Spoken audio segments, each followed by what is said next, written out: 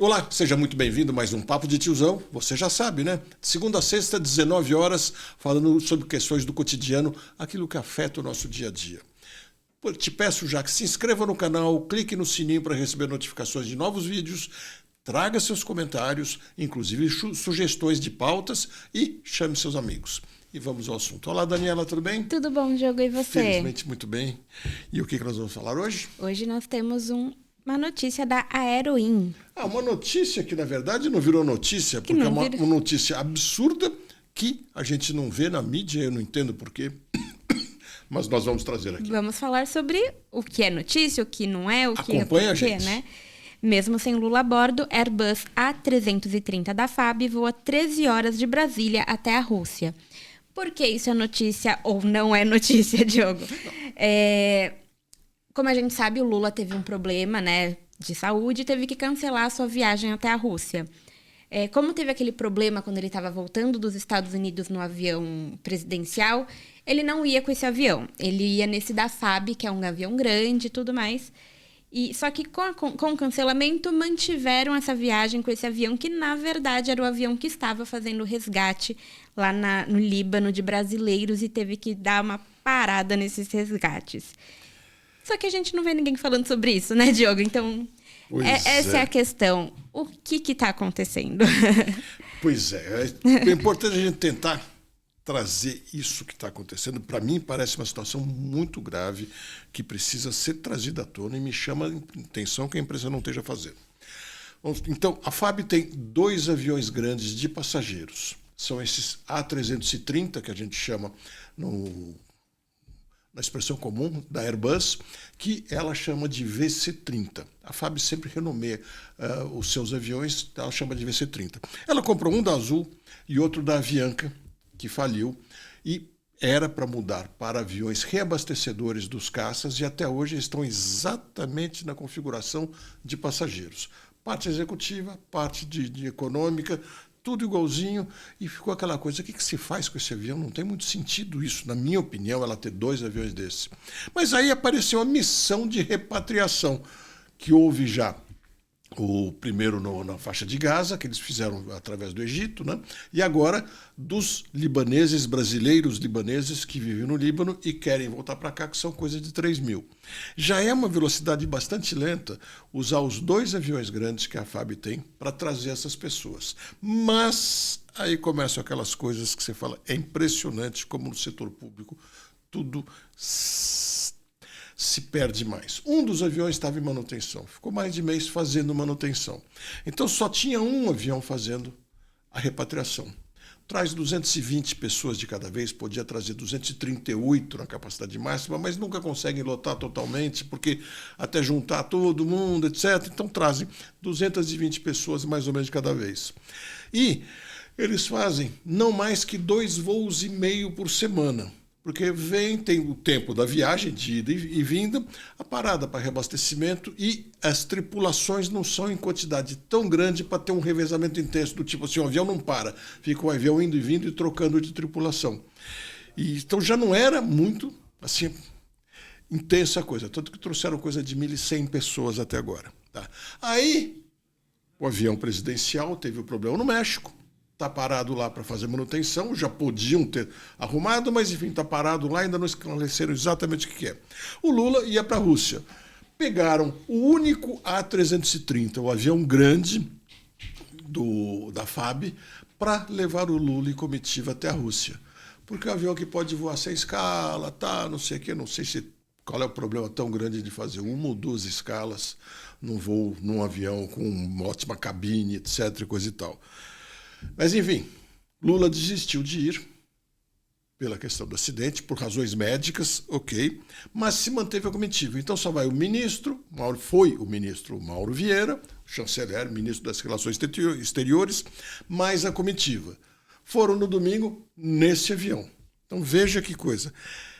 Se não é importante, prioritária, a repatriação dos brasileiros libaneses que estão lá, que pode esperar até que pare tudo isso para trazer o avião para Brasília, levar para a Rússia, passar uns dias na Rússia, voltar com a comitiva e aí retomar esse movimento. Aí o que aconteceu? O avião chegou lá, desembarcou, as pessoas em Kazan, na Rússia, que não é em Moscou, a reunião do BRICS é em Kazan, e está voltando para o Brasil. Ele ficou lá 12 horas, mais ou menos, um pouco mais que isso, e está voltando para o Brasil.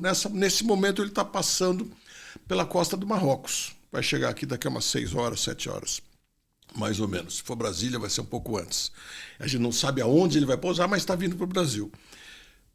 E a comitiva ficou lá.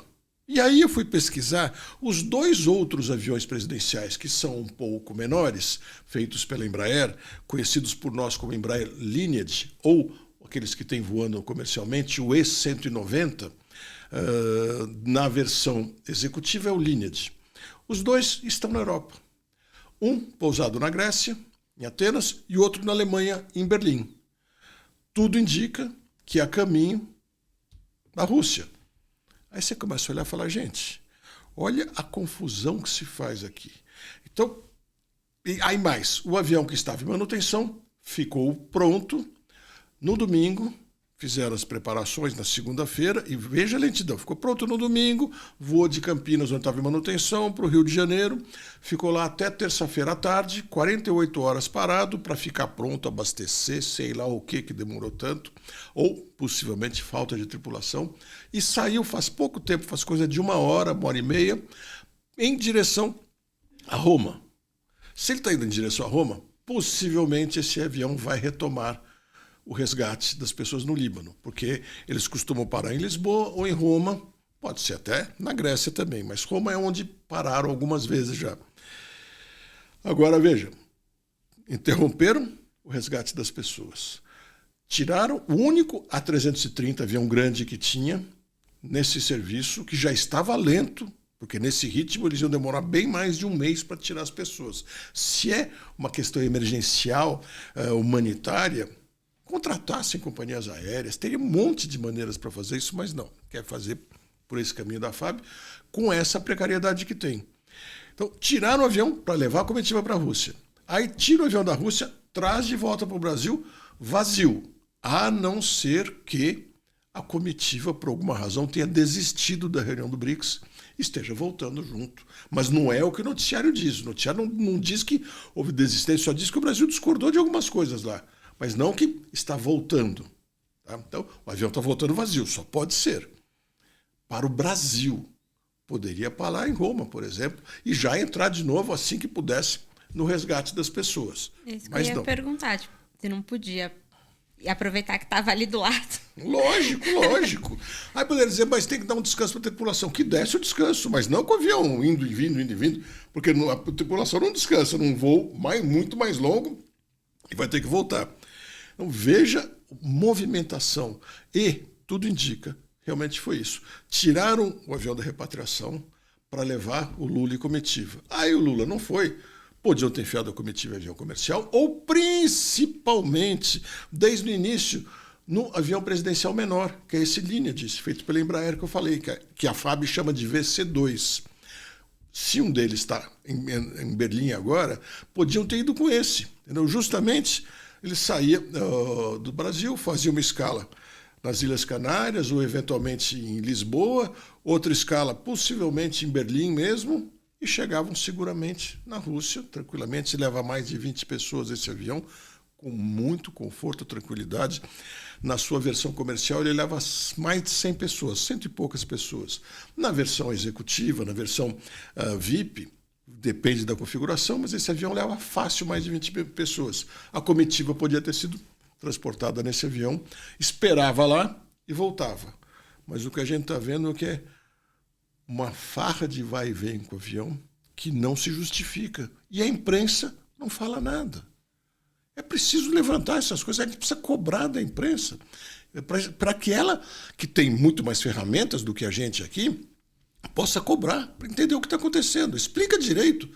Por que tamanha confusão de vai e vem de avião para lá, para cá, vai vazio, volta vazio? O que estão fazendo os 2 aviões presidenciais, um na Grécia e outro na Alemanha?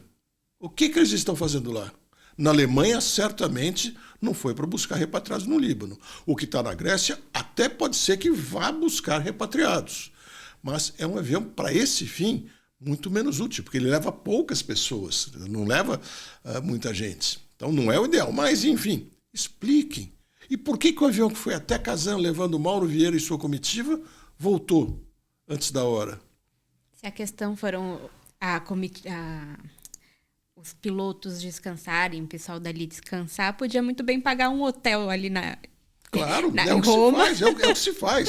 É o que se faz. Bem mais barato. A aviação militar tem toda uma regulamentação própria de horários e tudo, mas na comercial é exatamente isso. Uma tripulação vai, a maioria das vezes à noite, mas tanto faz. Vai num dia, chega lá, dorme uma noite inteira, fica pelo menos 24 horas em repouso para poder ter um horário de dormir, de fazer refeições, etc. E só depois que volta. Então, nesses voos mais longos, para casar a coisa, como a tripulação que leva um avião, quando chega lá tem outra que levou outro avião que traz de volta. E essa tripulação fica esperando até que chegue outro avião. Muitas vezes, dependendo do caso, ela fica 2 noites até, dependendo da distância.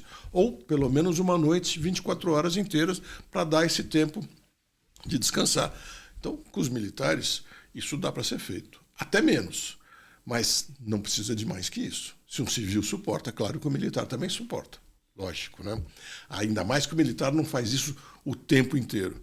Então, o que está muito claro é que tem um desperdício de horas de voo, um consumo de combustível extremamente maior do que devia.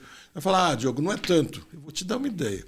Esse avião aqui que está na foto, o Airbus 330, uma tanqueada dele vai, grosso modo, R$1 milhão para ele daqui até lá. Para voltar, grosso modo, mais outro R$1 milhão. E para te dar uma comparação, o avião presidencial que o Lula diz que vai trocar, e que eu não vejo sentido nenhum em trocar, que é extremamente novo, se for para abastecer uma tanqueada, dá R$250 mil, 300 mil. Por quê? Porque ele é muito mais leve. Veja a diferença, veja a economia que se faz, veja o desperdício que se tem de ir com esse avião muito maior só para ele não parar uma vez, eventualmente 2 vezes, se for o avião presidencial menor, esse feito pela Embraer. Que aí, a tanqueada, as tanqueadas para chegar lá vão custar menos ainda, vão custar R$200 mil para menos. A diferença é muito grande, porque tamanho, peso de avião, tamanho dos motores, ou seja, tem um baita desperdício de dinheiro, de tempo, de tripulação e de equipamento que não está sendo explicado. E a gente precisa cobrar das autoridades e cobrar da imprensa também que vá atrás disso. Essa é a mensagem que eu queria trazer para você. Quero muito o seu comentário, quero que você ajude a divulgar essa mensagem, a cobrar mais pessoas para que tragam esse assunto à tona. E, lógico, nos vemos de novo amanhã. Muito obrigado, até lá.